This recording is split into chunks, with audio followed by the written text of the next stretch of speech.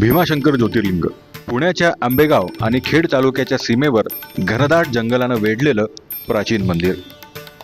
12 ज्योतिर्लिंगांपैकी एक असलेलं हे मंदिर सुमारे 1200 वर्षांपूर्वी बांधलेलं एक हेमाडपंथी मंदिर आहे।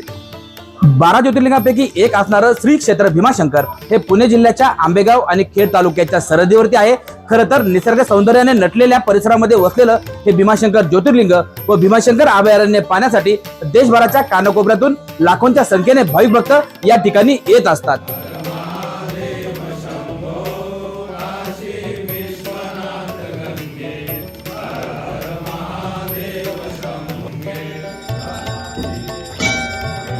भीमाशंकर मंदिराच्या छतावर आणि खांबांवर अतिशय सुंदर नक्षीकाम केलंय।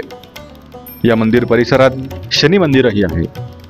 मंदिराच्या सभा मंडपाबाहेर असणाऱ्या शनी मंदिरासमोर सुमारे 5 मन वजनाची लोखंडी घंटा बांधण्यात आली आहे। चिमाजी अप्पांनी ही घंटा भेट दिल्याचं सांगण्यात येतं।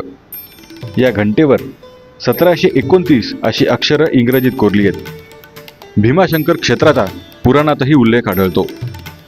हेमाडपंथी पद्धतीचं मुख्य बांधकाम आणि मंदिराचे जीर्णोद्धार केल्यानंतरचं नवबांधकाम अशा जुन्या नव्या बांधकाम शैलीचा मेळ या मंदिर परिसरात पाहता येतो। 12 ज्योतिर्लिंगांपैकी एक असणारं श्री क्षेत्र भीमाशंकर आपण पाहू शकता। या ठिकाणी आहे हे श्री क्षेत्र भीमाशंकरचं ज्योतिर्लिंग। खरं तर या ज्योतिर्लिंगावरती ज्योतिर्लिंगाला मध्ये खाच आहे आणि त्यामुळे हे ज्योतिर्लिंग जे आहे हे अर्धनारी नटेश्वर म्हणून या ज्योतिर्लिंगाची ख्याती आहे। आणि या भीमाशंकर ज्योतिर्लिंगामध्ये हे जे आहे हे माता पार्वती आहे, तर हे श्री शिव शंभू आहेत। हे ज्योतिर्लिंग नर नारी नटेश्वर म्हणजेच माता पार्वती आणि शंकर भगवान या दोन्ही परमात्म्यांचा वास या ज्योतिर्लिंगामध्ये आहे। त्यामुळे हे ज्योतिर्लिंग नर नारी नटेश्वर म्हणून प्रसिद्ध आहे।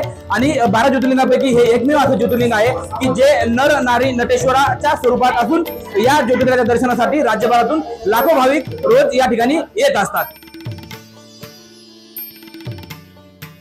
भीमाशंकर ज्योतिर्लिंगामधून पश्चिम महाराष्ट्रातील प्रमुख नद्यांपैकी एक भीमा नदी उगम पावते।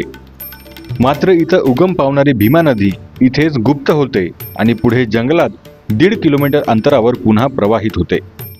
भीमाशंकरमध्ये उगम पावणारी ही भीमा नदी पुढे पंढरपुरात मात्र चंद्रभागेचं रूप धारण करते।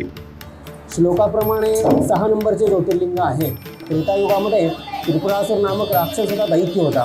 त्याचा वध करण्यासाठी शिव पार्वती एकरूप झाले, भीमरूप महाकाय रूप धारण केले आणि त्रिपुरासुराचा संहार केला। विश्रांती स्वरूप शिव आणि पार्वती इथे बसले।